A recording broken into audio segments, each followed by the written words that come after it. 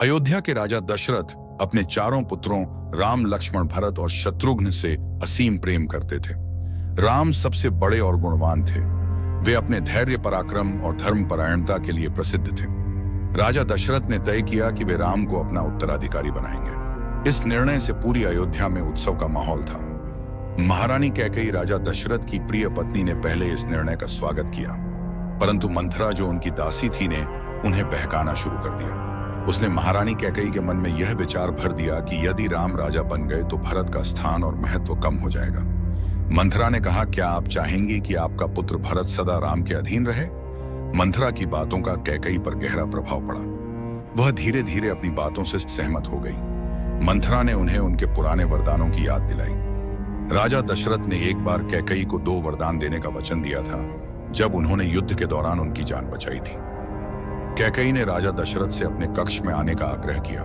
राजा दशरथ ने जब महारानी को उदास देखा तो उनसे पूछा, हे प्रिय, आपको क्या दुख है? जो भी आप चाहेंगी मैं वह करूंगा। कैकेयी ने अपनी बात धीरे धीरे शुरू की।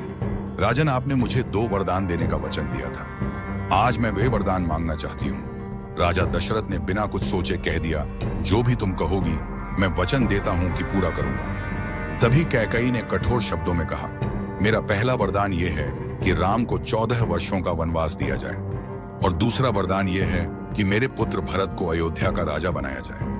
राजा दशरथ यह सुनकर स्तब्ध रह गए। उनकी आंखों में आंसू भर आए और वे गिरते गिरते संभले। उन्होंने कैकेयी से कहा, हे रानी, यह तुम क्या मांग रही हो? राम मेरा प्राण है।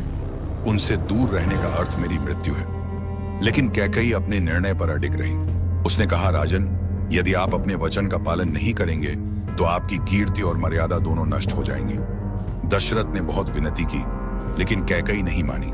अंततः अपने वचन का मान रखने के लिए भरत ने राम को वनवास भेजने का निर्णय किया। राम ने जब यह सुना तो वे बिना किसी विरोध के वनवास जाने के लिए तैयार हो गए। उन्होंने कहा, पिताजी, धर्म और वचन का पालन करना हमारा कर्तव्य है। मैं वनवास जाऊंगा।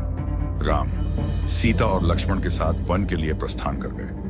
राजा दशरथ यह दुख सहन नहीं कर पाए और कुछ समय बाद उनका स्वर्गवास हो गया। यह घटना केवल अयोध्या के इतिहास का हिस्सा नहीं है, बल्कि त्याग, धर्म और वचन पालन का एक ऐसा उदाहरण है जो आज भी हमें प्रेरणा देता है। अगर वीडियो अच्छी लगी हो तो लाइक और सब्सक्राइब करें और अपने दोस्तों में शेयर करें।